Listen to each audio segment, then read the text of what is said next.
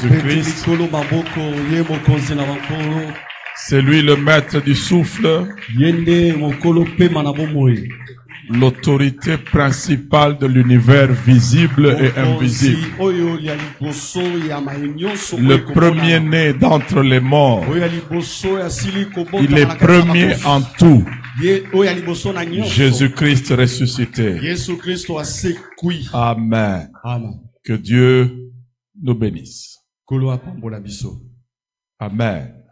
Vous pouvez reprendre votre place. Je commence par dire merci au pasteur Alexis de faire confiance à ma modeste personne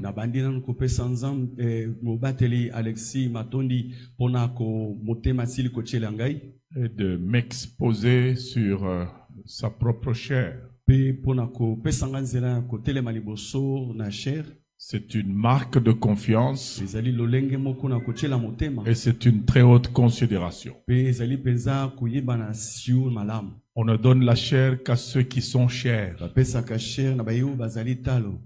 C'est un message que je viens de capter, que je fais partie des personnalités chères à ses côtés. Et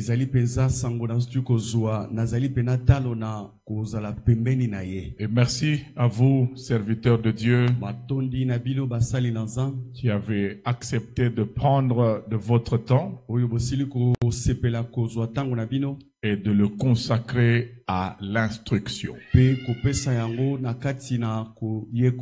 Alors, le sous-thème que nous allons aborder dans les défis de l'Église des derniers temps est celui du défi du leadership. Voilà, vraiment c'est la chose la plus simple à comprendre, kokamba. Yes. Ça veut dire l'art de diriger. Et là, il faut comprendre le leadership non seulement comme une science, ça veut dire on peut étudier le leadership, mais le leadership c'est également un art. Et la capacité qu'a chaque leader d'agir, de réagir en fonction des circonstances dans lesquelles il se trouve avec sa communauté ou son organisation.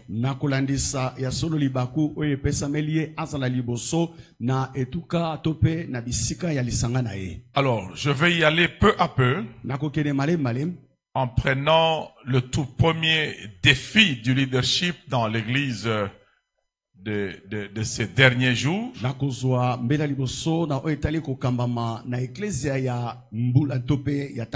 Nous commençons par le défi de l'identité.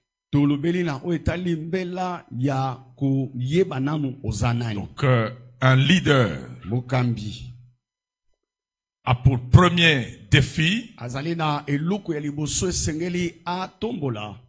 c'est celui de son identité. Amen. Amen. Juge chapitre 9.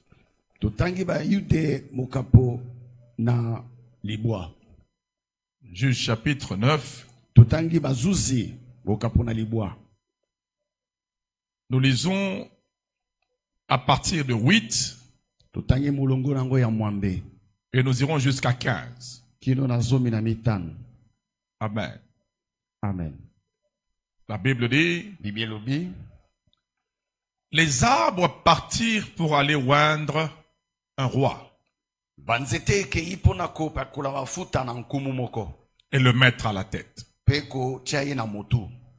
Ils dirent à l'olivier, règne sur nous. Mais l'olivier leur répondit, renoncerai-je à mon huile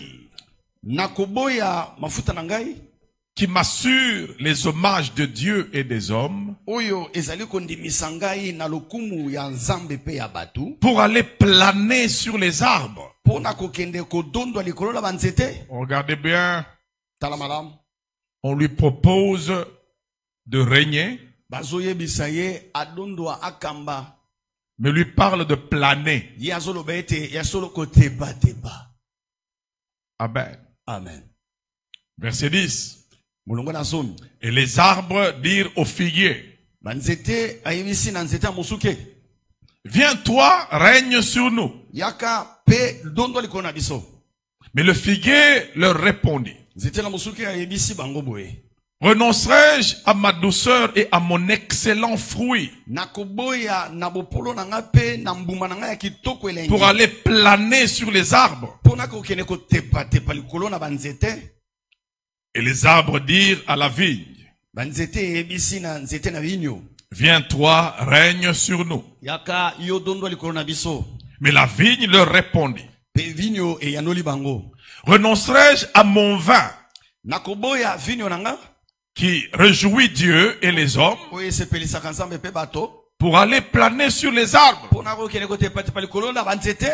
Alors tous les arbres dirent aux buissons d'épines, viens toi, règne sur nous. Et le buisson d'épines répondit aux arbres, si c'est de bonne foi que vous voulez moindre pour votre roi, venez vous réfugier sous mon ombrage. Sinon, un feu sortira du buisson d'épines et dévorera les cèdres du Liban. Et nous acclamons la parole du Seigneur. Amen. Amen. Le défi de l'identité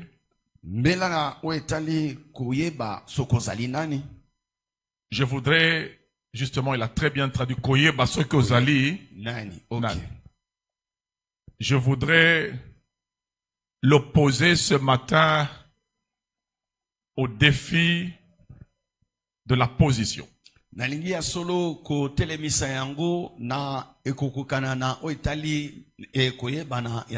Parce que l'une des grandes maladies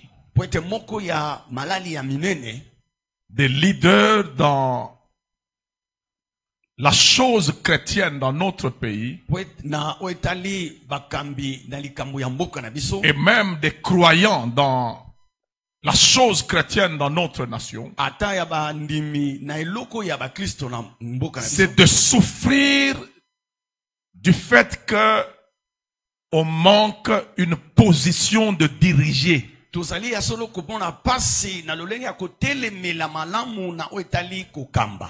C'est de confondre la position avec l'influence. C'est de penser que on ne devient influent que quand on occupe la position la plus élevée.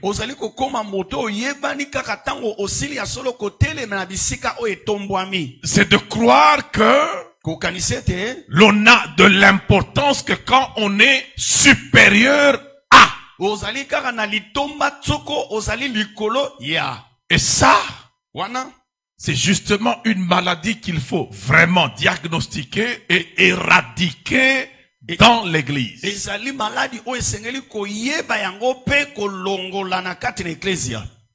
Amen. Amen. Regardez dans cette parabole l'arbre qui accepte de prendre position,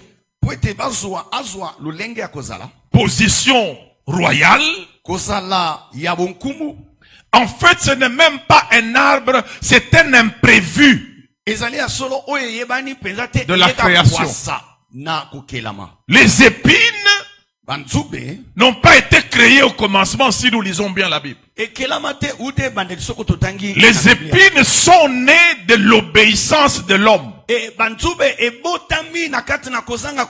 Lorsque Dieu a demandé à la terre de produire les arbres, parce qu'en lisant la parole, vous allez vous rendre compte que Dieu n'a pas directement créé les arbres par la parole en disant que les arbres soient. Il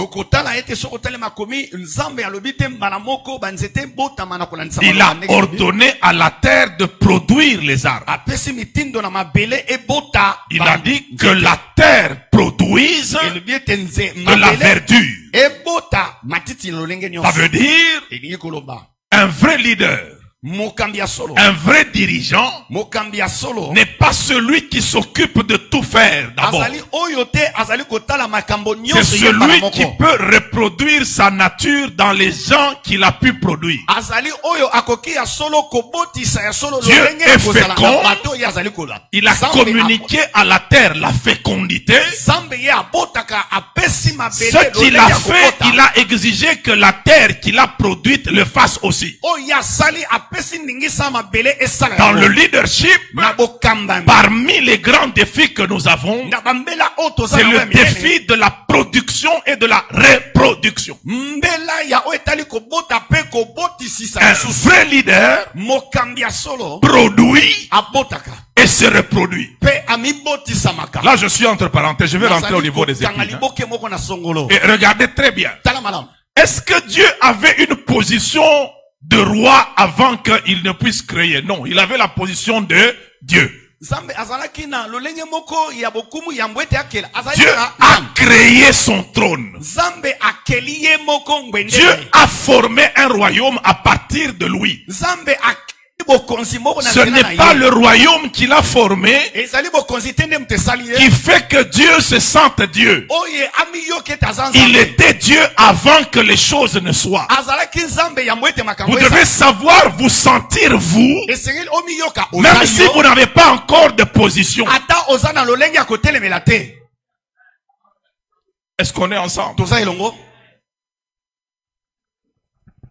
On ira très loin avec cette histoire et vous allez vous rendre compte que la plupart des églises et même d'hommes de Dieu sont hors sujet.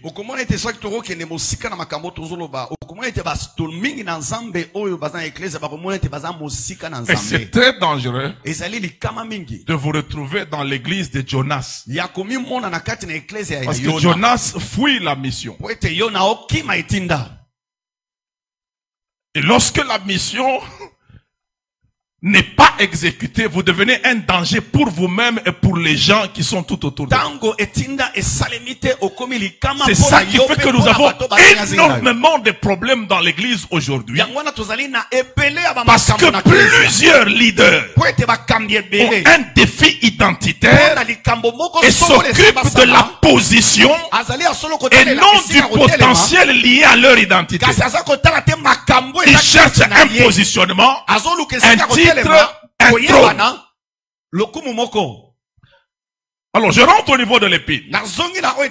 Lorsque l'homme a péché, dans la punition que Dieu a infligée l'homme, il lui a dit, la terre te produira les épines. Ça veut dire au commencement la terre n'en produisait pas. C'est que parce que l'homme a péché, pour le redresser, Dieu a amené les épines. Donc, et les épines n'ont qu'un seul rôle, piquer. Piquer. Vous comprenez? Yes. Ça veut dire empêcher à l'homme d'atteindre rapidement le maximum de ce qu'il devait atteindre. Parce que au commencement, lisons cela, Genèse chapitre 1er, nous prenons le verset 28. La Bible dit, Non, on peut aller déjà à 29 parce que c'est là que nous allons voir le maximum. Et Dieu dit, voici je vous donne toute herbe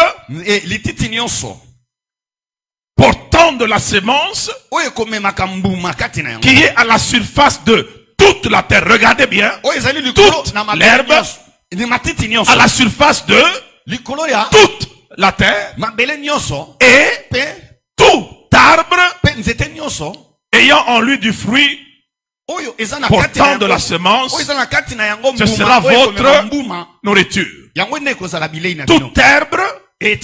Tout arbre se trouvant sur toute la terre.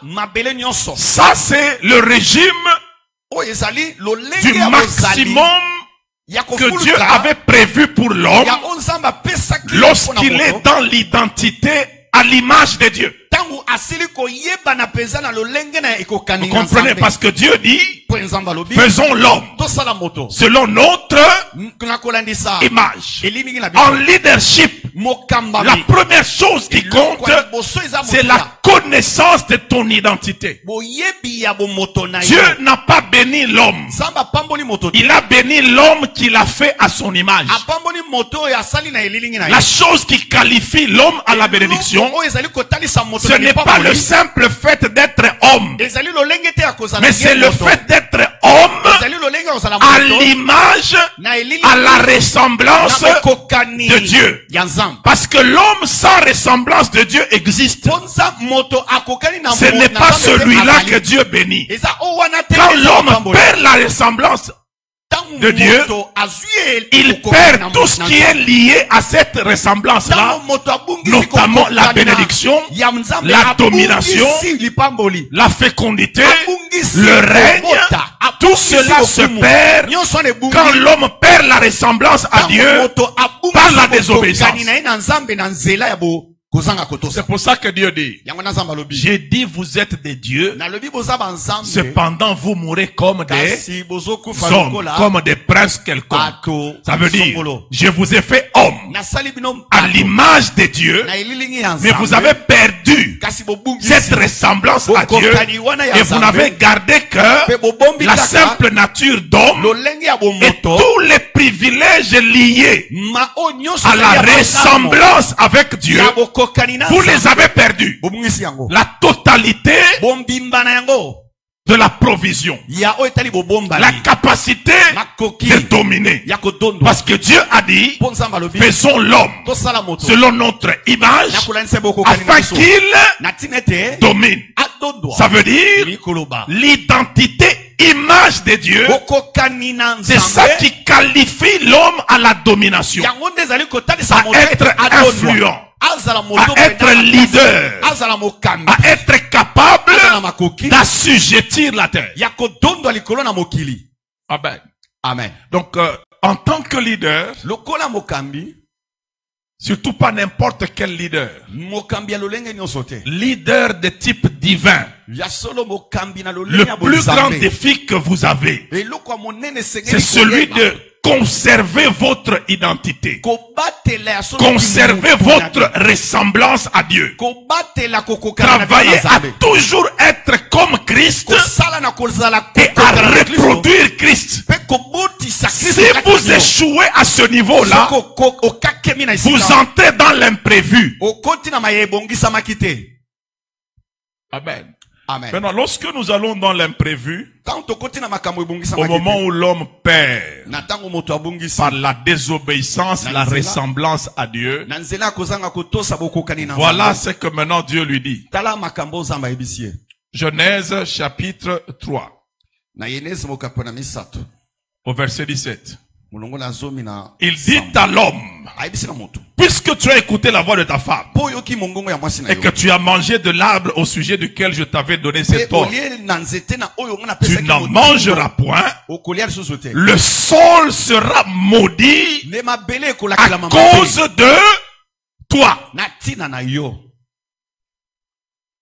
Il sera quoi? Maudit. À cause de qui? De l'homme. il te produira des épines et des ronces,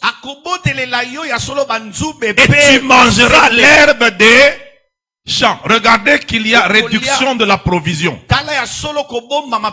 Quand l'homme est à l'image de Dieu, quand l'homme est à la ressemblance de Dieu, on lui dit tu mangeras tout arbre, toute herbe qui se trouve à la surface de toute la terre. Quand l'homme désobéit à Dieu et il perd la ressemblance à Dieu, parce que ça il faut qu'on se le dise, Dieu obéit à Dieu et il a ordonné à l'homme fait à son image de lui obéir, et l'homme ne peut continuer à ressembler à Dieu que s'il obéit à Dieu. Dieu obéit à sa propre parole. Il est derrière sa parole pour l'accomplir. Dieu est un Dieu intègre. Il dit et il fait. Notez d'abord cette différence. L'homme intègre dit ce qu'il fait, et l'homme honnête fait ce qu'il dit. Ça veut dire, nous avons l'honnêteté et nous avons l'intégrité. Tout honnête n'est pas nécessairement intègre. Un homme honnête dit ce qu'il a fait. Mais l'homme intègre va jusqu'à faire ce qu'il dit. Maintenant, les problèmes, nous les avons à quel niveau? Au niveau où nous avons des leaders honnêtes mais non intègres. Celui qui avoue qu'il a volé, il est honnête. Mais quand il dit je ne vais plus voler et qu'il vole, il n'est pas intègre. Il a été honnête, mais il n'est pas intègre. Maintenant, lorsqu'on n'est pas intègre, on lance une invitation à Satan. Que votre oui soit oui, et que votre non soit non. Tout ce qu'on y ajoute vient de qui? Du malin. Donc dites oui, oui, ou bien non, non. Lorsque vous dites oui et non, vous avez dit au malin, viens. Et toutes les crises que nous avons dans les églises, dans la nation, dans les milieux politiques, c'est lorsque les gens disent et ne font pas. Et là le diable vient, il surchauffe l'atmosphère et vous êtes maintenant dans une tension au lieu que vous soyez en paix. On est ensemble. Je suis en train de survoler rapidement. Maintenant, rentrons au niveau de l'épine. Regardez que quand l'homme perd la ressemblance à Dieu, quand l'homme perd son identité d'origine, il perd également l'accès à la totalité de la provision. Quand il était à l'image de Dieu, quand il obéissait à Dieu, on lui a donné toute herbe et tout arbre qui se trouve sur toute la terre. Quand il a désobéi, on lui a dit tu mangeras l'herbe des champs. Donc ce n'est plus ce qui est sur toute la terre. La provision est réduite et l'accès à cette provision réduite est devenu problématique parce qu'on lui ajoute c'est à la sueur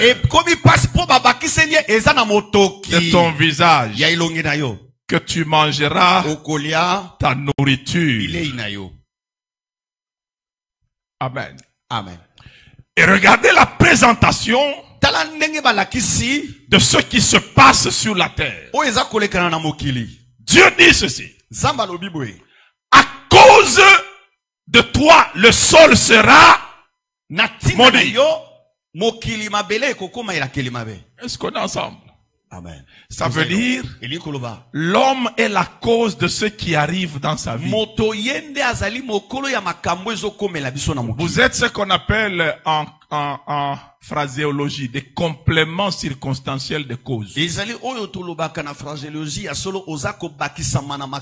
veut dire, ce qui arrive dans ta vie, c'est ton attitude, c'est ta gestion de ton identité qui décide de ce qui va arriver dans ton milieu. Amen. Amen. En fait, la réalité que j'aimerais bien vous présenter ce matin, c'est une réalité qui devra nous amener à au sens de responsabilité. Qui a séduit Ève? Qui a séduit Ève? Le serpent. Et qui a entraîné Adam à manger? C'est qui? Ève, n'est-ce pas? Maintenant, lorsque vous devez rentrer dans la chaîne de responsabilité,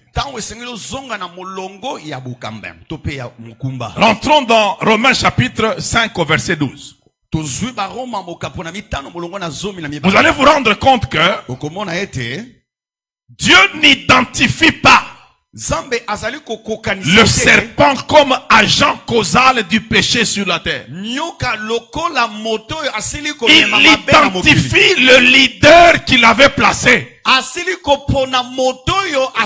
Romains 5:12 nous dit, c'est pourquoi, comme par un seul homme, par qui?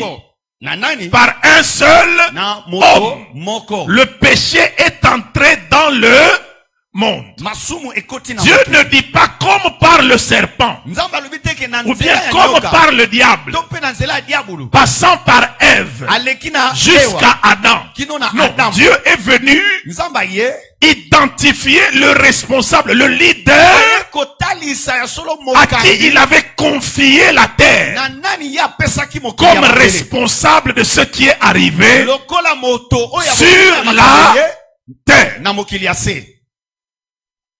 Amen. Amen. C'est pour ça que si vous avez une vie chrétienne de pointage des autres comme étant les causes de votre malheur, en fait, vous avez déjà démissionné et vous ne savez pas quel est le niveau de votre responsabilité. En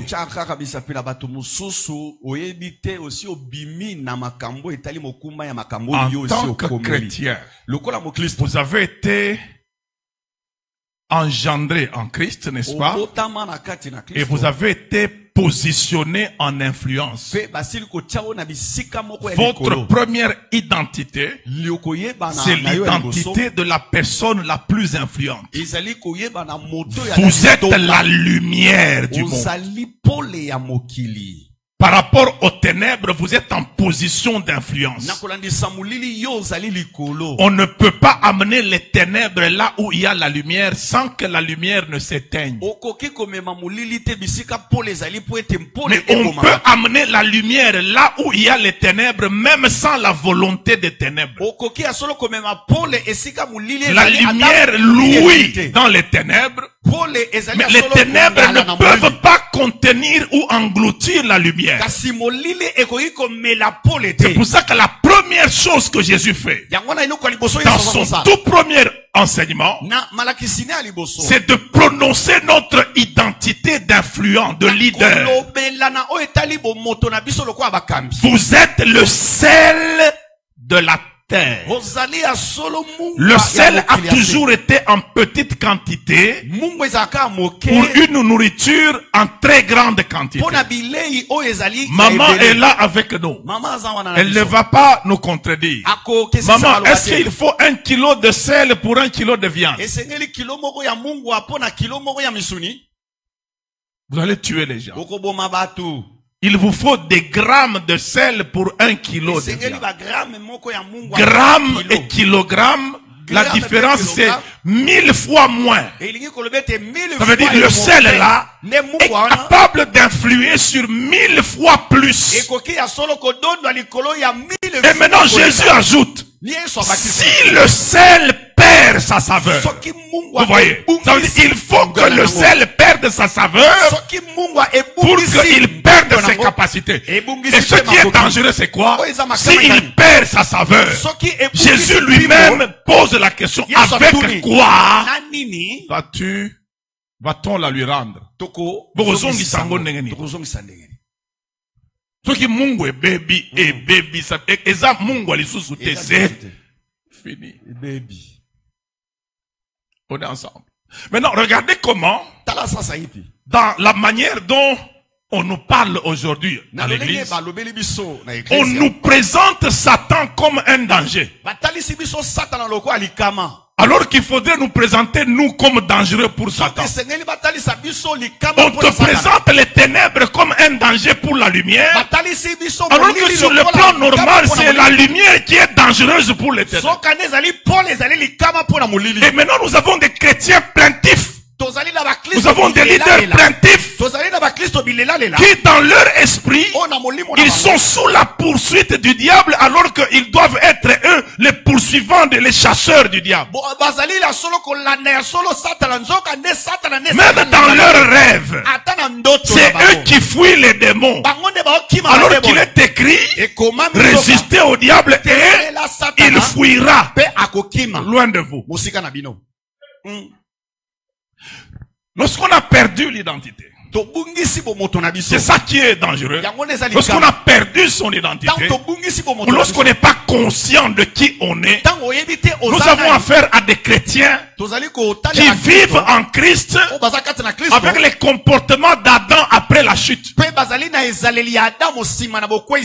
que Christ et Adam ne sont pas des êtres, des simples êtres, ce sont des domaines de vie. Si vous n'êtes pas en Christ, vous êtes en Adam. Adam qui est mort.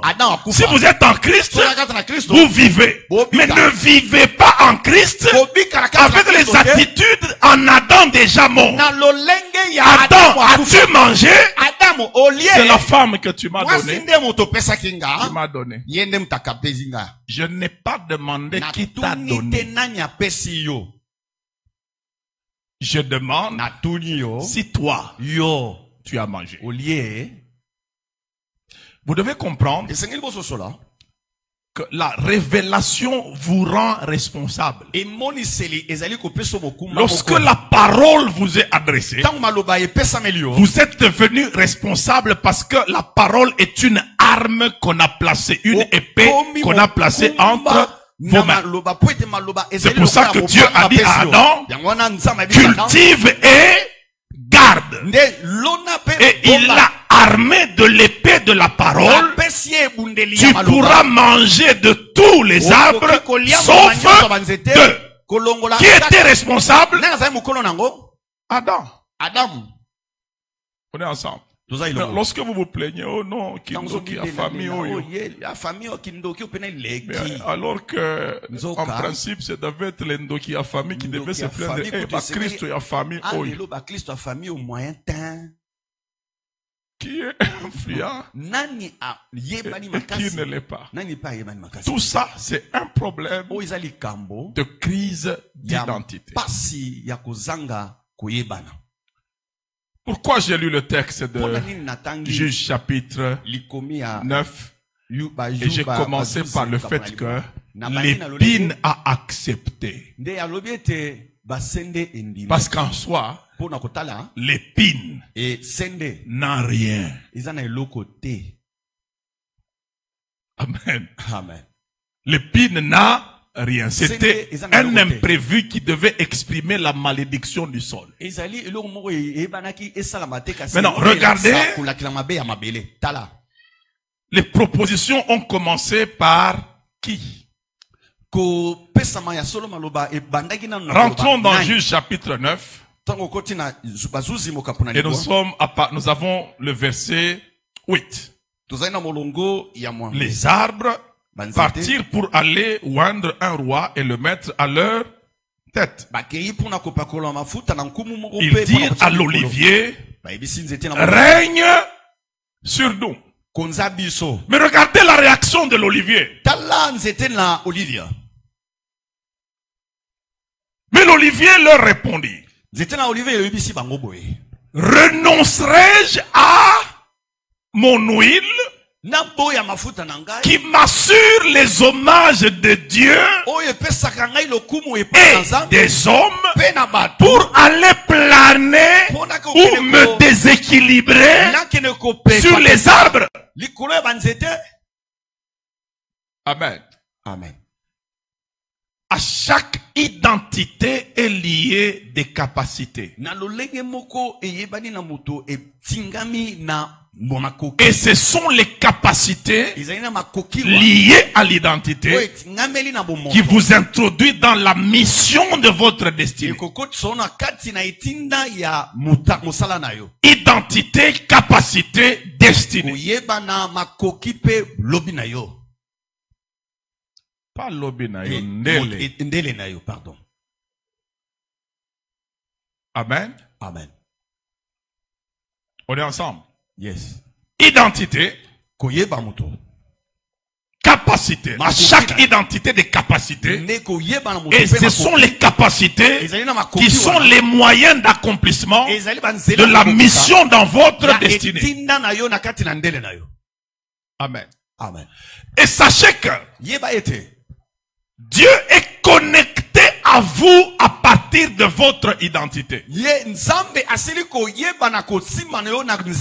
en particulier, à partir de la conscience de votre identité et de la célébration de cette identité.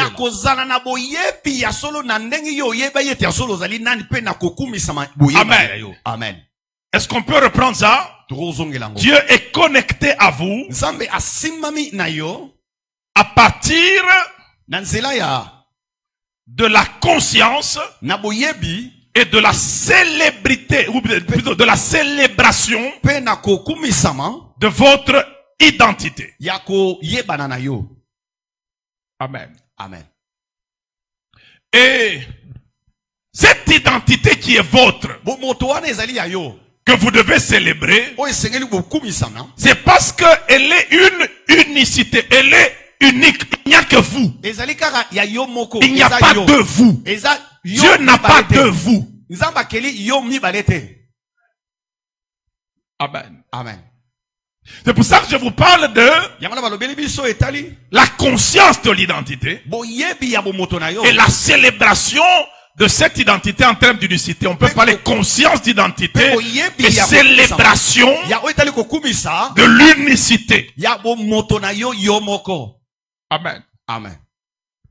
Lorsque vous êtes conscient de ce que vous êtes, sachant qu'il n'y a que vous qui l'êtes, vous devez savoir célébrer Dieu pour cette unicité-là que vous êtes. Et cette conscience et cette célébration de votre unicité, ça va vous connecter aux moyens ou à l'équipement divin de victoire et d'influence. Je vais expliquer ça pratiquement. Vous pouvez entendre des termes un peu philosophiques, mais je vais expliquer ça pratiquement. Ça veut dire, il y a Dieu qui vous crée, vous, comme unique. Un, vous êtes à son image. Et deux, vous êtes une pièce unique dans la succession des générations. Avant vous, il n'y a jamais eu vous. Et après vous, il n'y aura jamais vous. Ça veut dire, dès que vous mourrez, cette pièce disparaît du temps. Et il faudrait qu'elle disparaisse du temps après qu'elle ait déjà accompli tout ce pourquoi Dieu l'a créé.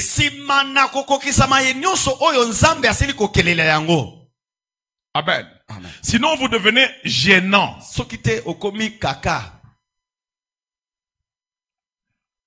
Je voudrais prendre un modèle dans la Bible qui vous montre que la perte de conscience de l'identité et la non-célébration, ne pas être content de la pièce unique que vous êtes, ça vous coupe des moyens divins. Qui est Saül? Qui est Saül? Le roi d'Israël, le tout premier roi d'Israël. Goliath. Un soldat philistin. Maintenant, regardez ce qui se passe. Goliath traverse les frontières d'Israël. Il entre à Soko en Israël et il vient menacer le roi d'Israël sur le territoire de sa compétence. Ok? Amen. Regardez la description que Saül et le peuple font de Goliath. Avez-vous vu ce géant? N'est-ce pas? Ça veut dire ils ne sont pas conscients de qui ils sont. Alors que eux sont les alliés de Dieu. Ils ont une alliance avec le Dieu à qui appartient la victoire.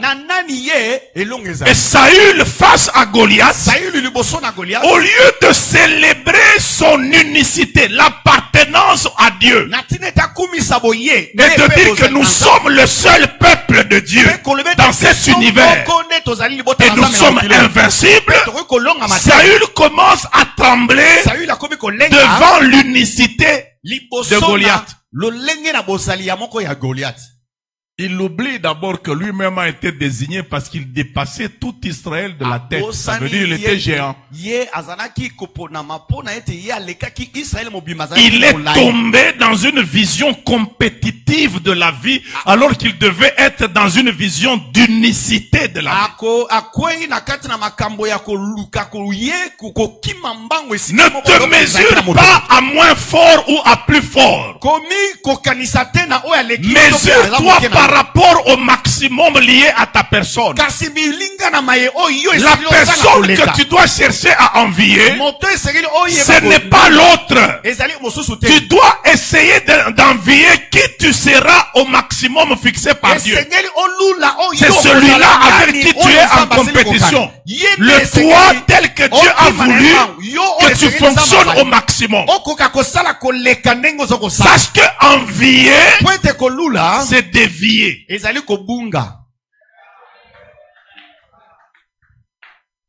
Amen. Amen.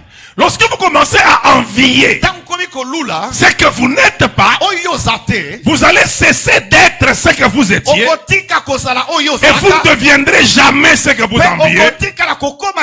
Vous allez vous perdre. Demandez ça à Satan. Il était Lucifer. Il a voulu être Dieu. Il a cessé d'être Lucifer. Il n'est pas devenu Dieu. Il est devenu Satan. Le drame, c'est que nous avons plusieurs Satans dans l'église. Plusieurs, beaucoup de Satans. Satan au commencement, ce n'est pas Lucifer. Satan signifie celui qui s'oppose. Et il y a beaucoup de gens qui s'opposent à ce que Dieu a fait d'eux, qui veulent devenir ce que Dieu n'a jamais prévu. Il y a des gens en crise d'identité et on a plusieurs Satans dans l'église comme ça. Maintenant, imaginez-vous que vous, pasteurs, vous êtes Satan. Vous avez des brebis, Satan.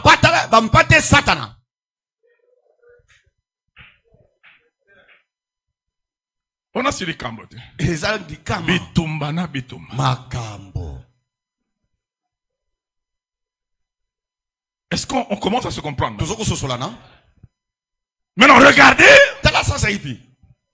l'arrivée de David. David est un homme qui est conscient de son identité et qui célèbre son unicité. David est capable d'écrire un psaume où c'est lui qui est au cœur du psaume. Il loue Dieu en disant: je te loue de ce que je suis une créature si merveilleuse. Ça veut dire, tu as réussi en me créant. Je célèbre mon unicité. Et regardez très bien. Dieu ne dit même pas, j'ai créé David. Il dit, j'ai trouvé David. Ça veut dire que j'ai cherché. On est ensemble? Yes. C'est ça qui fait que Saül est devenu le premier roi en Israël. Parce que quand Dieu cherche dans la tribu de Juda, il ne trouve pas quelqu'un qui a son caractère, quelqu'un qui est selon son cœur. Il dit, réclame un roi, et que je n'ai pas encore trouvé un homme comme moi. Je leur donne un imprévu d'abord. Saül, qui est de la tribu de Benjamin, vient. Et le drame dans l'église aujourd'hui, nous avons plusieurs Saül qui ont un appel parce que celui qui doit être appelé par Dieu n'est pas encore prêt. Abandi kaka abandi. À l'entretemps, en attendant. Abandi. En attendant. Et puis ce que bandi, boyoko comme bandi. Bandi. Likambo. Maintenant, vous savez que Saül, il n'a pas été donné par Dieu. Il a été donné via Dieu. Israël s'est donné Saül via Dieu. C'est eux qui ont dit, donne-nous un roi comme les autres peuples. C'est eux-mêmes qui se donnent. Tu peux te donner une chose via Dieu. Ce n'est pas Dieu qui te donne cette chose. Tu passes seulement par Dieu pour que tu te donnes cette chose. Vous m'avez compris? Ça fera peut-être un jour partie d'une autre leçon, comme Papa Alexis m'a dit que bon, ce n'est pas la première et la dernière fois, on va encore voir. Maintenant, regardez quand David arrive. Quelle est la vision que David a? C'est pour ça que j'aimerais bien vous dire. Le grand problème qu'on a, ce n'est pas un problème de position. C'est un problème d'identité. Une personne en position, mais qui ignore son identité et qui ne célèbre pas son unicité, est déconnecté des ressources de Dieu. Quand David arrive, il n'a pas la vision de Saül. David a une vision à partir de l'identité d'allié avec Dieu. Et quand il regarde Goliath, il dit, mais qui est cet incirconcis pour insulter l'armée du Dieu vivant? Regardez ce qu'il a comme vision de lui et ce qu'il a comme vision de Goliath. Ce que les autres appellent géant, David appelle incirconcis.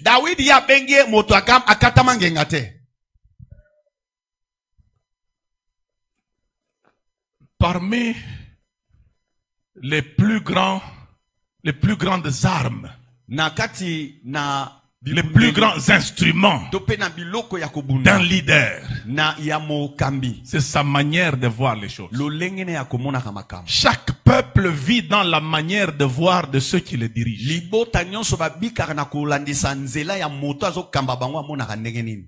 Maintenant, lorsque vous avez Saül dans sa manière de voir les choses, Goliath est un homme de guerre depuis sa jeunesse. Et puis, qui en parle? Le roi d'Israël, qui n'a pas grandi à Gath chez les Philistins. Mais il parle de Goliath comme s'il a grandi avec lui. En train d'élever Goliath. Il y a des gens, quand ils parlent des problèmes, tu es responsable, mais tu parles des problèmes en les glorifiant. Quand il parle de sa maladie, là, il en pense, oui, maladie,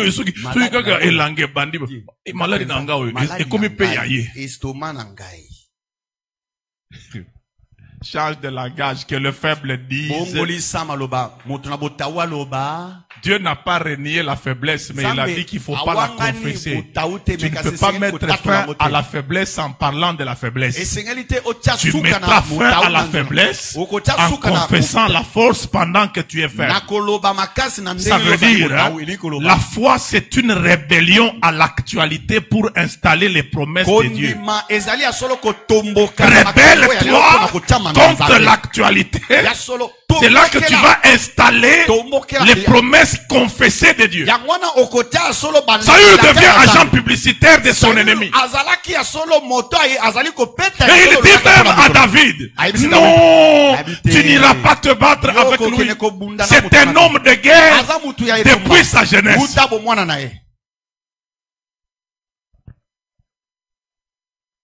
Qui est roi sur le trône à cet endroit-là? Saül. Mais qui est de race royale? David. Vous voyez que la position n'a pas fait de Saül un homme effectif. Mais la race a fait d'un David sans trône un homme effectif.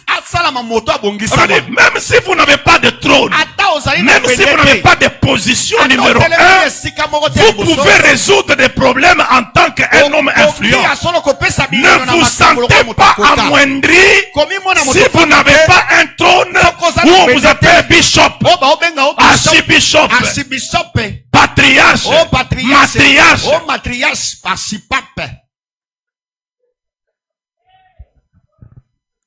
Et puis, architecte céleste. Architecte. Yalola. Secrétaire du royaume. Je vais vous donner un petit témoignage avant qu'on rentre ici. Un jour, on avait accueilli à Lubumbashi un serviteur de Dieu venu de Kin. C'est là que j'avais compris que non, cette histoire va très loin. C'était un évangéliste qui chantait. Alors il arrive à l'église. On lui dit, tu vas nous conduire dans l'adoration avant que la parole ne passe. Maintenant, à l'heure de pouvoir l'inviter à prendre le micro, le frère qui présidait dit, nous allons maintenant passer à un temps d'adoration et nous invitons notre frère tel à venir prendre le micro. Frère Aleki, mon frère Azabiente. Après koyemba, il fallait tokende pa na ngai na ndako tolia. Tokomi na ndako, mama asali biloko akolia atie na mesa bengi biso. Frère ayebsinga moto na nzambe avant nalia ifona lobeloko. Yes. Il lui dit, bon, eloko nini yango? Toswani te. Il dit, non. Frère Nabino wana. Po abenga nga na yako sala adoration. Azobenga nga frère, ayebi ministère na nga te? Vraiment. A minimiser ngai penza. Kitisi ngai. Il dit donc c'est pour ça que tu n'as pas bien chanté parce qu'on t'a appelé frère. Tu n'es pas frère. Vous êtes frère te. Il dit non, évangéliste. Évangéliste. Après tout. Je lui dis bon, yo pose benga frère awa, otuninga ministère na ete. Talalika.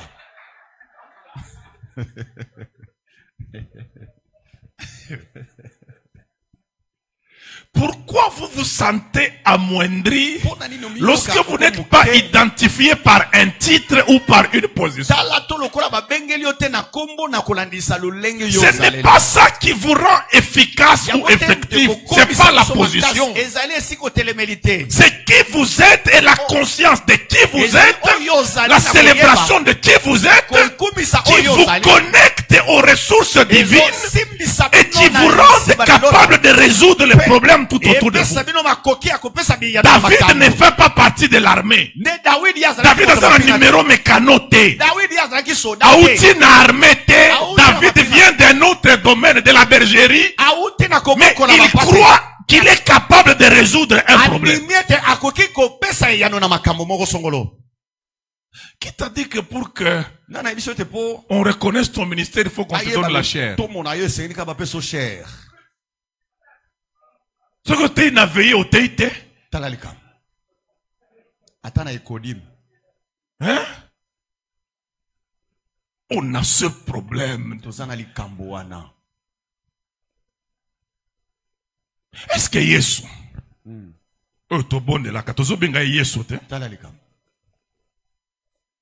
Est-ce que tu as un titre na pour aya? D'ailleurs, bino bokenda ka musika bobongisa ba bafle na kombo na ye. Jésus, Jésus, viens. Jésus, viens. Je te pose un peu une question. Prononce un peu le nom de ton père. Quand tu arranges les baffles. Médard. Antoine.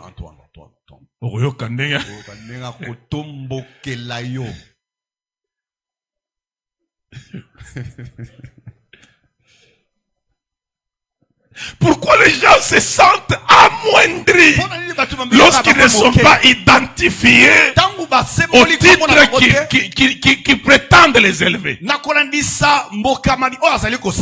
regardez l'homme qui avait le titre Saül. Quand Goliath apparaît, il recule. Ce n'est pas la position qui te rend effectif. C'est l'identité et la capacité qui se trouvent en toi que tu dois exploiter en célébrant qui tu es. Sois content de qui tu es. Entre parenthèses, avant Nazongue, on a ce qu'on a créé un côté à ma maman. Eh maman, piraterie eleki na côté na bino trop. Okomona, moi si na fiançailles, elle mesure 1,65 m. Le jour du mariage, a comme 1,78 m. A comme 1,78 m. Tala talon. Compensation. Suki Kabelo. Bokomi na basil. Yakobamba. Asombaki basil. Asombaki suki. Asombi basil. Akimi ten de fond na ye. Azui fond de teint. Fond de teint. Fond de teint est gratuit. Non. Fond de teint basomba kaneso. Mais teint de fond est gratuit. Plus résistant que fond de teint. Fond de teint. Comment y a nzambe wana? Ufute langote. Teint de fond. Mais oyo futa wana. Yako futa yako somba. So y a mbule bandi. Faut paratambang. Bakomi osomba na poitrine. Et puis osomba na bassin. Bon, maintenant, ce qui nous a belinga pambolo atali yo physiquement en atali yo. Agotu na ba ange. Oyo. Ndeko na bango. Il faut pas se déguiser, même si vous devez vous maquiller. Il faut pas atteindre le déguisement, s'il vous plaît. Ça veut dire, quand on regarde à une personne, ce n'est plus elle. Okomi mususu. Ne t'écarte pas de ton identité. Célèbre-toi. Je ferme la parenthèse. Rentrons maintenant chez David. David appelle Goliath incirconcis. Regardez la vision. David ne regarde pas Goliath comme Saül regarde. Saül parle d'un géant. David parle d'un incirconcis. Regardez là où les deux regardent. David regarde à ce qui est derrière les habits, à ce qu'on ne voit pas. Saül regarde à ce qui est visible. La vision la plus faible, c'est quand tu es dans le visible. L'apôtre Paul le dit. Nous ne regardons pas aux choses visibles, mais à celles qui sont invisibles. Parce que les choses visibles sont passagères et les choses invisibles sont éternelles. Pourquoi David va jusque là? Parce que David connaît l'alliance. Il sait que Dieu a dit à Abraham, tout tout mâle incirconcis en Israël sera puni de mort. Goliath était où?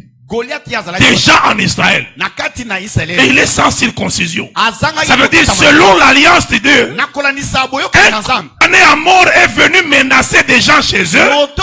Et le roi d'Israël, sans vision, n'a pas compris que c'est un prévenu qui commence à le menacer. Yozuzi Mobimba, un homme là-bas, que tu es en train de condamner tes menaces, et puis dit non, non, non, non. Vous avez l'attention.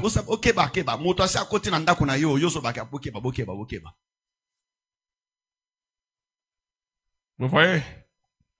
Tout ça pourquoi? Il n'a pas célébré son identité. Il a perdu la vraie vision de l'alliance. Et sachez que lorsque vous avez perdu la conscience de votre identité, vous devenez un homme à problème qui ne verra jamais les solutions. David n'a pas inventé la fronde.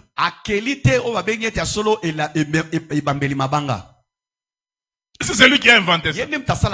D'où vient la pierre que David a utilisée? Qu'est-ce qu'il a fait? Alokoti. Est-ce que Kolokota Libanga? Il faut être roi. Il faut être roi. Ça veut dire David leur a prouvé que la solution à ce problème est ici. Vous étiez là avec la solution, mais vous avez juste un problème. Vous ne vous regardez pas comme une armée de Dieu, comme les alliés de Dieu. Vous n'êtes pas conscient de qui vous êtes. Vous pensez que c'est en étant sur le trône que vous êtes intéressant.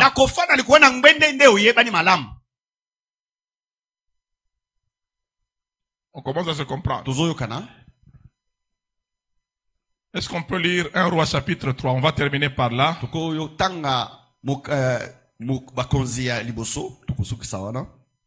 Roi chapitre 3, c'est une réunion de leaders. Celui qui a trouvé peut lire.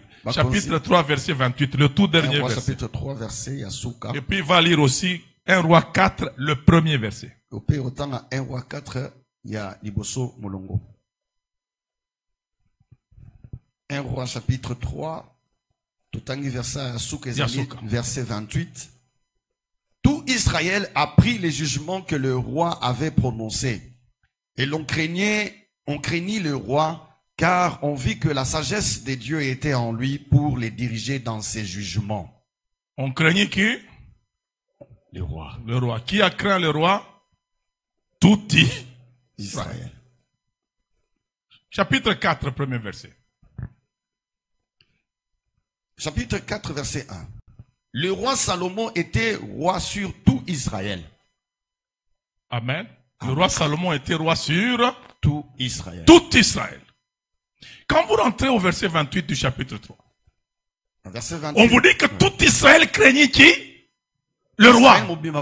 Ça veut dire avant on ne craignait pas le roi, on craignait la royauté. La position.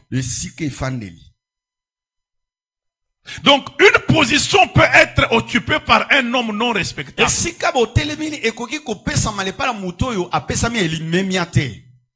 Et qui occupait le trône à cette époque-là? Salomon. Et Salomon avait tous les atouts pour être méprisable et être non respecté. Israël a accepté Salomon parce que David l'a oint. D'ailleurs, il y a des gens en Israël qui n'étaient pas d'accord avec David. À commencer par son fils, Adonijah, et son général d'armée, Joab. On commence à se suivre. Et pourquoi? Parce que pour quelqu'un comme Joab, lorsque vous entendez David parler de Joab, fils de Tserouja, il dit les fils de Tserouja sont plus forts que moi. Joab, dans l'armée, faisait partie des géants. Et puis Joab là, c'est la personne à qui On a remis la lettre à Uri qu'il donne à qui? À Joab. Pourquoi? Pour qu'on le mette au front et que Uri, mari de Bathsheba, soit à un front faible, dangereux, qu'on le tue. Donc Joab connaît l'histoire. Quand David a engrossé Bathsheba, il voulait par Bluetooth, par Wi-Fi, prendre cette grossesse-là et la donner à Uri. À langue ici, Uri pour Uri a kende et pas naye. Et simbité. Il dit maintenant, tout ça, la Bluetooth fait fonctionner. Et boy. Vous savez que ça entre parenthèses. Vous savez que ces histoires se font dans l'église. Pasteur Penza, il engrosse une fille et puis il fait tout pour que cette fille se marie rapidement à un frère là-bas comme ça et bima. C'est pour ça que vous vous retrouvez avec moi et frère Jean-Louis, mais Azana et Longi à Pasteur André. Pasteur Mamboueni. Ce sont des histoires compliquées.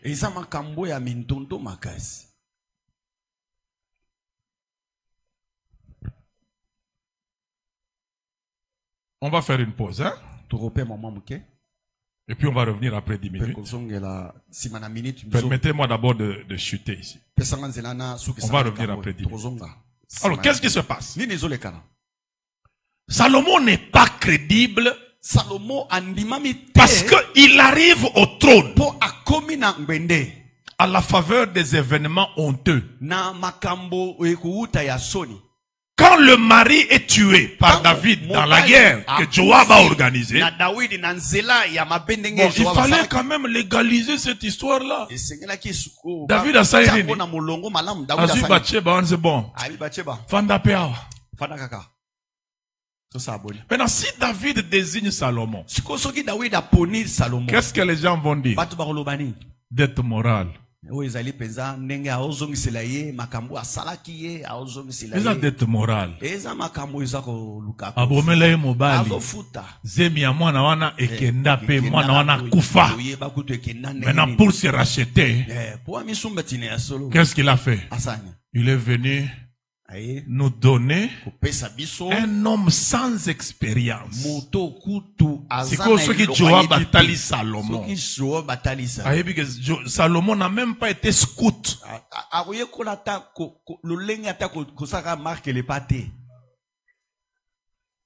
Et puis il veut nous donner ça comme roi.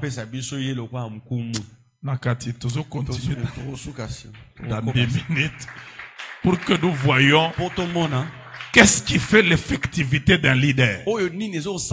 Les principes qui vont nous amener à être des leaders effectifs. Donc, au fandisi makambo. Ça veut dire, même si on te ravit le trône, atako babenga kayo bishop te, atako zana shop te, ozaka frère, mais oza frère y a influence. Attaque aux sœur kaka. Même si tu n'es pas la sœur, il y a présidente de. Non, non. Aux ka sœur kaka, mais aux ane loko moko esalik. Ce qui aux athées, makamoyo c'est ça bloqué. Que Dieu vous bénisse. On revient dans 10 minutes. Nous parlons sur le leadership, le défi du leadership. Amen. Amen. Nous avons dit qu'en leadership, nous sommes non seulement en science, mais nous sommes également en art. Et selon la science du leadership, les gens spécialisés dans ça vous disent le niveau le plus bas du leadership, c'est lorsque vous comptez sur une position pour être influent. Ça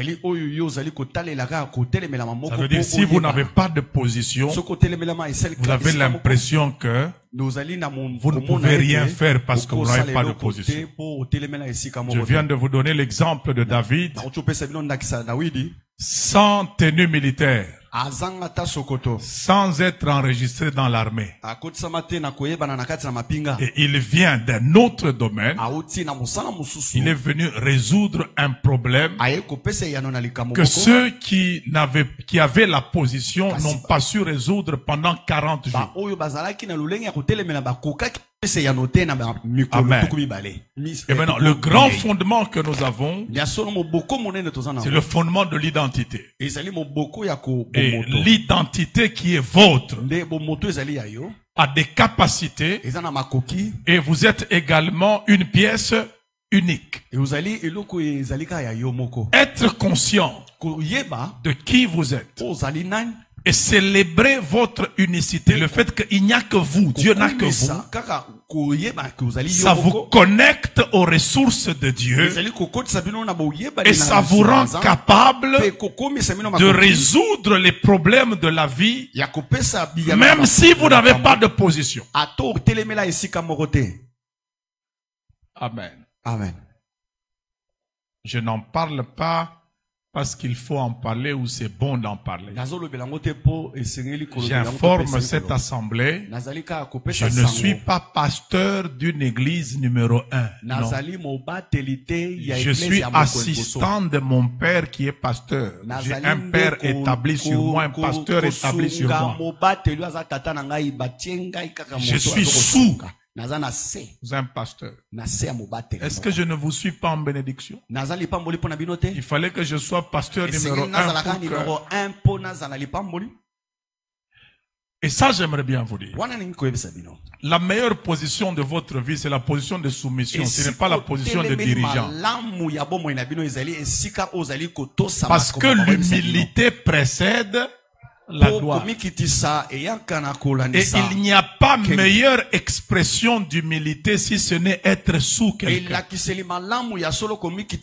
Obéir à quelqu'un. Amen. Amen. Alors rentrons chez Salomon pour voir quels sont les principes, quelles sont les choses qui peuvent nous permettre de devenir effectif. Je ne dis pas que la position n'a pas son importance. Elle a son importance. Mais il ne faudrait pas considérer qu'il faut nécessairement la position pour que vous soyez efficace. Ça, c'est faux. Amen. Amen. Alors, Salomon est méprisable. Il est méprisable. Ça veut dire tu peux le mépriser. Et tu as des éléments réels sur lesquels te fonder pour le mépriser. Amen. Amen. Ça veut dire dans le domaine de l'influence, première chose, ne soyez jamais prisonnier de l'image que les autres ont de vous.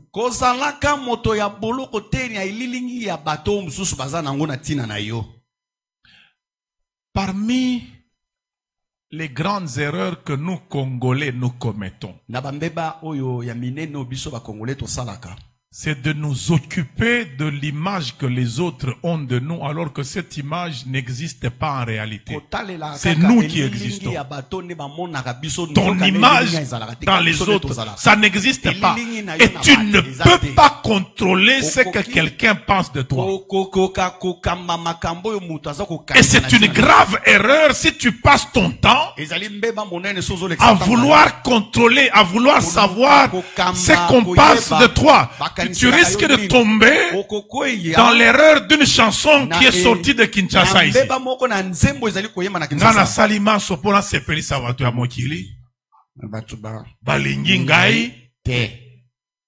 Dieu ne t'a pas envoyé pour sepeli sabato. Dieu t'a envoyé pour que tu remplisses une mission sur la terre, que l'on t'aime ou que l'on ne t'aime pas. Toi, tu as obligation d'aimer, même ceux qui ne t'aiment pas, et tu dois te concentrer sur la mission et non pas sur qui a été On sepelisaki nani? Non. Et ça, j'aimerais bien te le dire. Sache-le très bien. Ce n'est pas parce que tu vas faire du bien à un homme qu'il va t'aimer. C'est lui qui ne t'aime pas. Même si tu lui fais n'importe quel bien, il a le droit de ne pas t'aimer. C'est son droit. S'il est ingrat, il est ingrat. Même si tu regrettes, il ne va pas changer. C'est pour ça que la Bible dit, la sagesse là que tu as, elle est pour toi. Si tu es sage, tu l'es pour toi-même. Tu comprends? Et celui qui t'aime, il n'a pas besoin que tu fasses seulement le bien pour qu'il t'aime. Même si tu as fait du mal, il peut continuer à t'aimer parce qu'il ne t'aime pas parce que tu fais. Donc la guerre d'aller se battre pour ce qu'on pense de toi, c'est une guerre contre un fantôme. Et ce qui est triste, c'est nous sommes même dans une guerre de vues. On a combien de vues dans YouTube? Combien de vues? Le problème, ce n'est pas combien t'ont vu. Ils t'ont vu pourquoi? Est-ce que tu sais pourquoi tous te voient là? Tu sais qu'est-ce qu'ils pensent? Tous ces gens-là qui te voient là, qui ils sont venus voir quoi? Il y en a qui sont venus peut-être voir que tu es trop polémiste, donc ils ont continué quand on a polémique. Il ne vient pas te dire ça. Il regarde. On ne soit pas prisonnier de cette histoire-là. Tu ne vas jamais rattraper ce que les gens pensent de toi. C'est ça qui fait que la première chose, c'est ça que je viens de vous dire. Ne soyez pas prisonniers du mépris que les gens peuvent avoir de vous, même s'ils ont des éléments justifiables de ce mépris-là.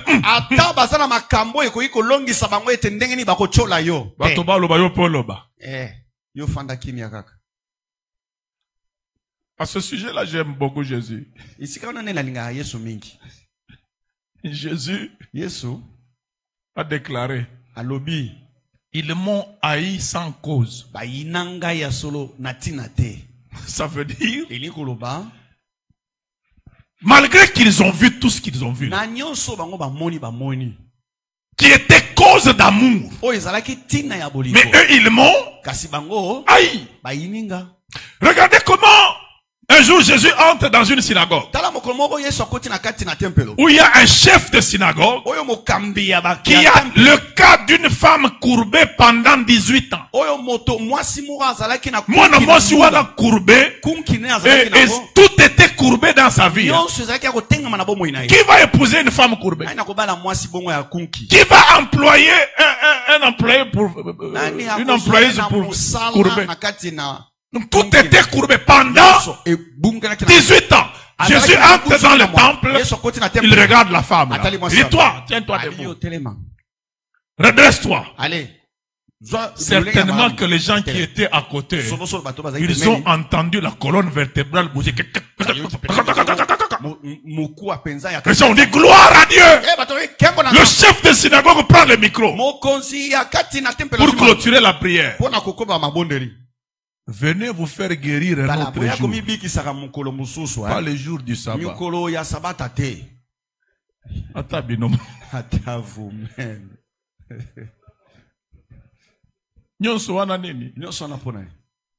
Jalousie. Jalousie. Ça fait 18 ans. Lui qui est chef n'a jamais résolu ce problème. Un jeune homme de 33 ans. Ça veut dire quand ce problème a commencé, 33 moins 18, ça fait combien? 33 moins 18. Ça fait combien? 15, hein? Donc ce problème-là a commencé quand Jésus avait 15 ans. Jésus est venu résoudre ça. Le chef de synagogue a fait 18 ans, il n'a jamais résolu ça. Alors qu'il est chef, il a la position, mais il n'a pas les solutions.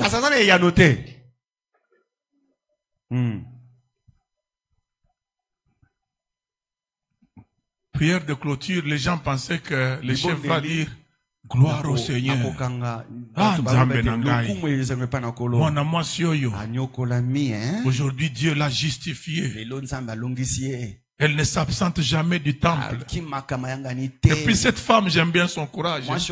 Elle est persévérante. Vous savez que dans la synagogue, on lisait la parole. Hein? Maintenant, les jours où il faut lire Ecclésiaste. Ce qui est courbé ne peut être redressé. Elle est dans le temple. Vous lisez Ecclésiaste. Qu'est-ce qu'elle va dire? En principe, elle ne va plus revenir. Mais quand Jésus vient, ça change. C'est pour ça qu'il faut aimer le temple. Même si vous entendez une parole qui vous choque, aimez la présence de Dieu. Je ferme à cet endroit. C'est pour vous dire, vous pouvez faire tous les biens du monde. Mais quand un homme pense à vous, il ne pense pas au bien que vous faites. Il pense même au mal que vous n'avez jamais fait. Amen. Donc, première chose, si vous voulez être effectif dans le leadership, ne vous occupez pas de l'image que vous faites sur les gens. Laissez ça. Amen. Amen. Maintenant, deuxième chose. Concentrez-vous sur ce que vous manquez. Amen. Amen. Et puis ce n'est pas ce que vous manquez matériellement, c'est que vous manquez ce dont vous manquez spirituellement. Tu manques de quoi spirituellement? C'est là qu'il y a ta faiblesse. Amen. Amen. Lorsque Salomon monte sur le trône, Salomon est moins conscient d'une chose. Je manque d'expérience. Et il est monté sur le trône à 20 ans. Aujourd'hui, quelle est la valeur d'un jeune homme de 20 ans, papa? Il est certainement en 3e graduat. Et puis on lui paye le transport chez eux pour aller au campus. Les mégas, on lui met par les parents. Mais quand vous êtes en Israël à 20 ans, quelqu'un peut monter sur le trône. Yosan a 20 ans, il ne faut pas blaguer avec 20 ans. Il y a des gens en 20 ans qui ont pu atteindre le trône. Toi, en 20 ans, on te donne encore l'argent pour aller chez le cordonnier arranger les chaussures. Il faut faire attention. Salomon comprend que je n'ai pas d'expérience. Mais j'ai déjà un trône en main. Il y a l'avenir d'un peuple sur lequel je dois décider. C'est la première fois que j'arrive sur le trône. Et je remplace qui? David les a jetés. Hein? David. Vous savez que parmi les grands défis de la vie, c'est le défi de remplacer les gens glorieux.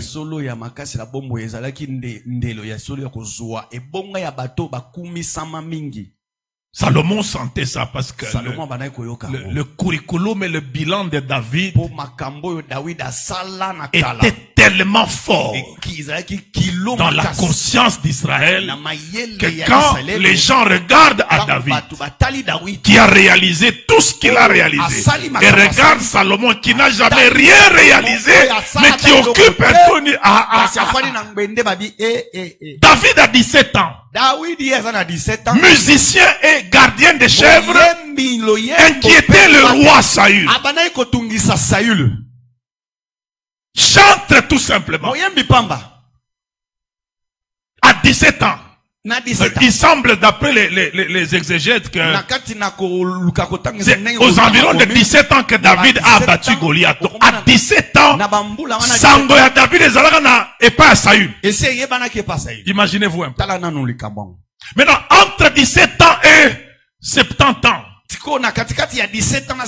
Ça fait combien? 53 ans à peu près. David a des réalisations énormes. Et Salomon remplace un homme qui a ce bilan-là. Et lui n'a aucune réalisation.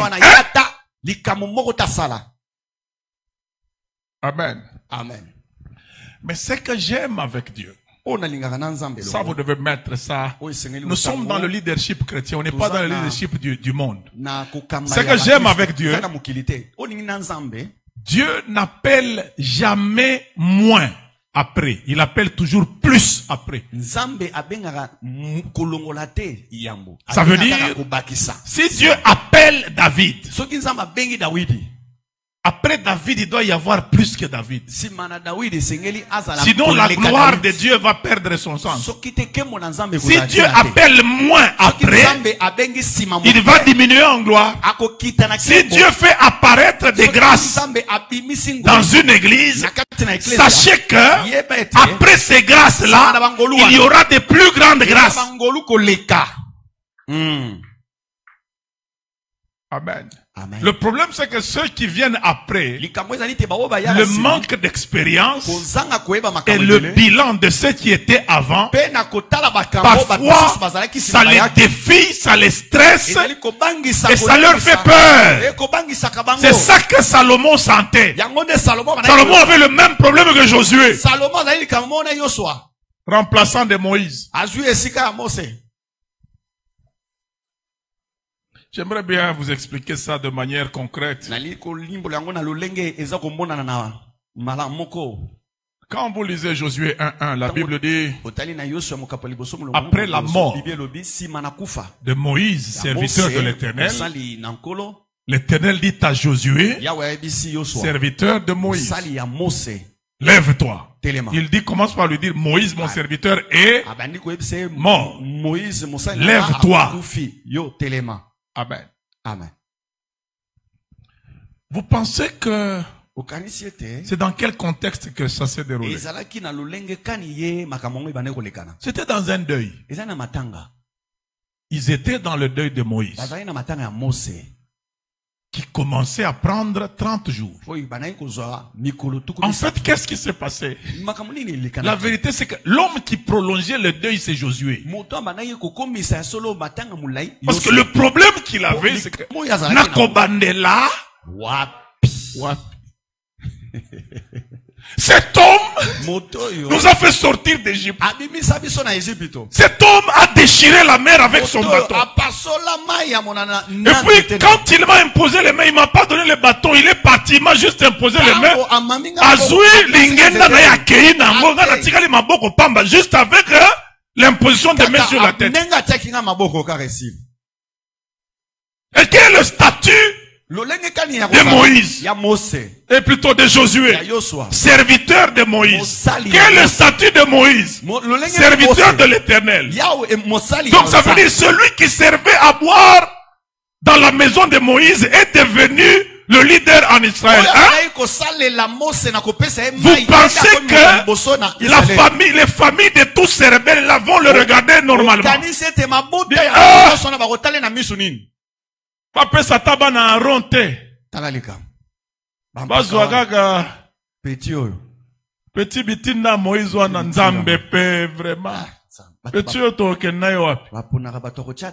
Maintenant Josué, dans ce deuil-là, il avait tout ça qui lui défilait dans la tête. C'est pour ça que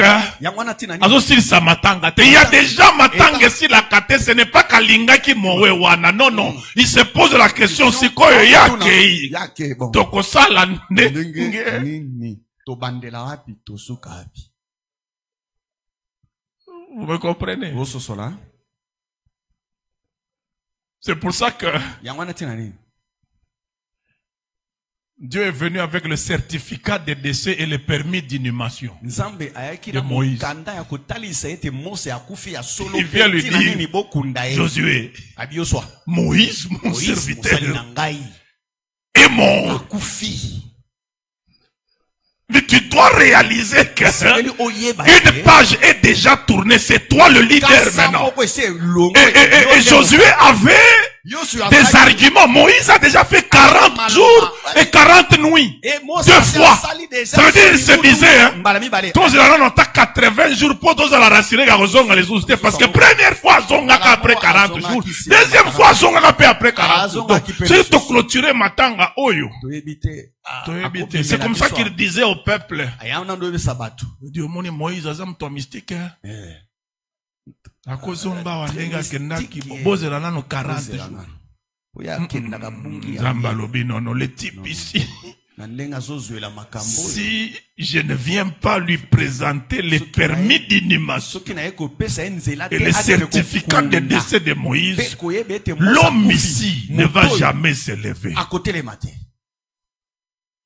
Amen. Amen. C'est pour ça qu'il vient lui dire, Moïse, mon serviteur, est mort. Maintenant, lève-toi, car c'est toi. Ça veut dire, Matang Salinini et Sili. Et ce que j'aime avec Dieu, même si Moïse n'a pas laissé le bâton, il a au moins laissé Dieu. Il lui dit, le problème que tu as, tu n'as pas les instruments de Moïse, mais le Dieu de Moïse, tu l'as. Je serai avec toi, comme j'ai été avec, hein. Là, je dis, c'est que Nzamba Rosalanga. Ok. Ok. C'est ça qui est rassurant. Maintenant, regardez comment Salomon aussi, ce qu'il cherchait, c'est une assurance de la part de Dieu. Il est allé multiplier par je ne sais combien les sacrifices.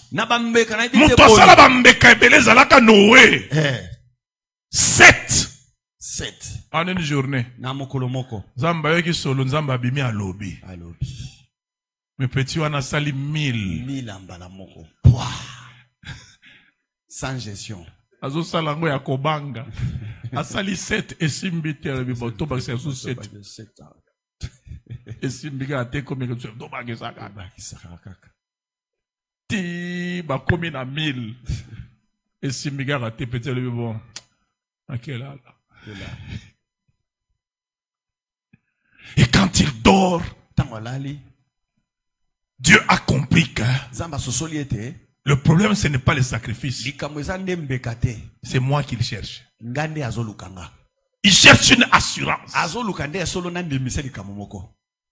Et Dieu vient lui dire, j'aime bien ce passage-là. La Bible dit, Dieu lui dit, demande-moi ce que tu veux que je te donne. Ça, c'est Louis II qui traduit. Quand vous rentrez dans les textes originaux, en fait, Dieu lui a dit, demande-moi ce qu'il te faut. Ça veut dire, prouve-moi que tu as réalisé de quoi tu as réellement besoin en tant que roi. C'est ça que je vais donner. Et lui avait déjà identifié ce dont il manquait, l'expérience. C'est pour ça qu'il dit, tu as été avec mon serviteur David. Il a parlé des réalisations de David. Et maintenant il arrive à lui dire, moi je suis jeune, mais je n'ai pas d'expérience. Ça veut dire quoi? C'est pas là que je vais arrêter. Ça veut dire, toi Dieu, tu es le seul être qui peut réussir au premier coup sans expérience. Avant que tu n'aies créé, tu n'avais pas encore créé. Tu n'avais jamais créé. Mais quand tu as créé pour la première fois, tu as réussi. Mais nous les humains, quand nous commençons une chose pour la première fois, elle nous complique d'abord. Maintenant, moi j'ai un problème. C'est pour la première fois que je deviens roi. Ça veut dire, en tant qu'humain, ça va me compliquer. Maintenant, regarde déjà. ce que les gens pensent de moi. Il n'y a personne qui me craint ici en Israël. Ils ont seulement accepté parce que c'est David qui a dit. Et le prophète Nathan était là. Maintenant, ce que je cherche, que je ne sois pas accepté parce qu'il y a des gens qui me font accepter. Je dois être accepté à partir des choses qu'on va voir dans mon être. Ne sois pas acceptable parce que tu as quelque chose. Ne sois pas acceptable parce que tu fais quelque chose. Ne sois pas acceptable parce que tu sais quelque chose. Sois acceptable parce que tu es comme Dieu. Vous me comprenez? Ça veut dire dans les considérations, il y a des niveaux. Il y a des gens qui te considèrent parce que tu as quelque chose. Le jour où tu n'auras plus, FCC. Ancien riche.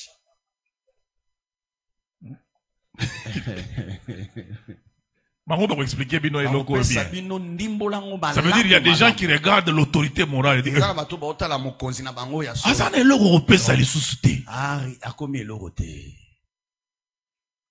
vous comprenez?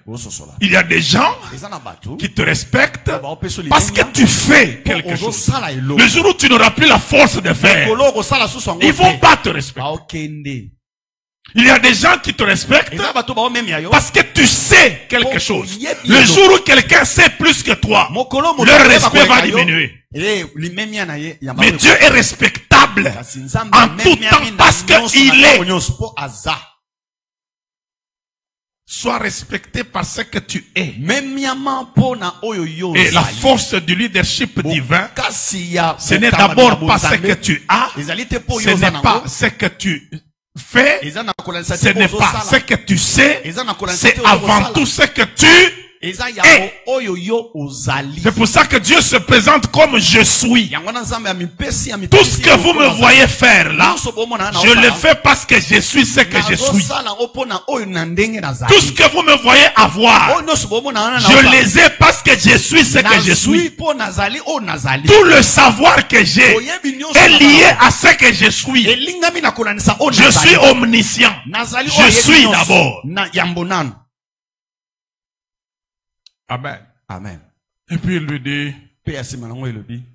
donne-moi cette chose-là que tu as utilisée au commencement, qui t'a permis de réussir pour la première fois. C'est pour ça que le grand défi d'un leader, c'est d'être sage comme Dieu.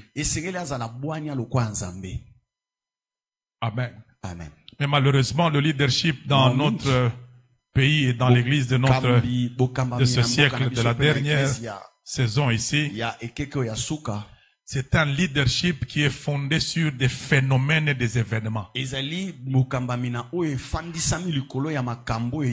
un leadership fondé sur la ressemblance à Dieu. À la fin de toutes choses, Dieu va juste chercher deux choses. Bon et fidèle serviteur. La bonté, c'est sa nature. La fidélité, c'est sa nature.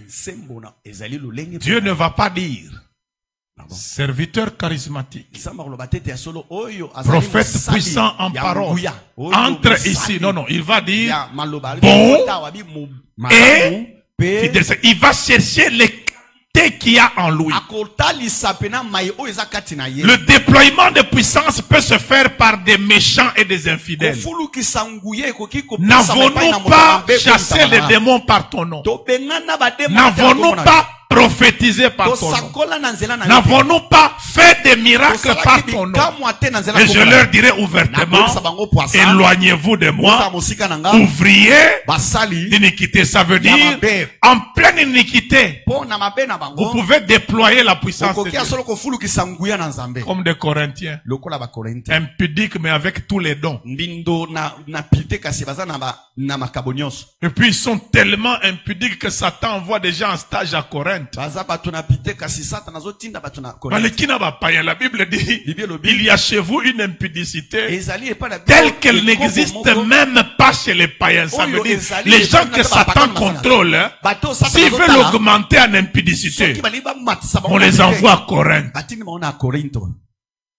Et c'est dans la même église où il y a des dons. Pour ceux qui ont des dons, je ne veux pas que vous soyez ignorants. Quel est le fondement de ton leadership?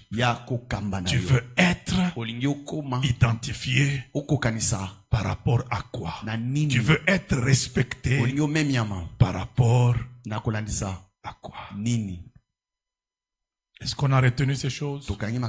C'est ça qui a fait que quand il a demandé qu'il pénètre en lui ce qui est en Dieu, et quand il a commencé à mettre ça à exécution, les gens ont regardé Salomon, ils ont dit, Tala, parce que on est comme en discussion, hein, Jérusalem, est-ce que yo vraiment ceux qui ban est-ce que toi tu allais résoudre ça? C'est ce genre de choses ici. Période, qu'est-ce qu'on allait faire? Et puis Moutoana peut accueillir à lobby.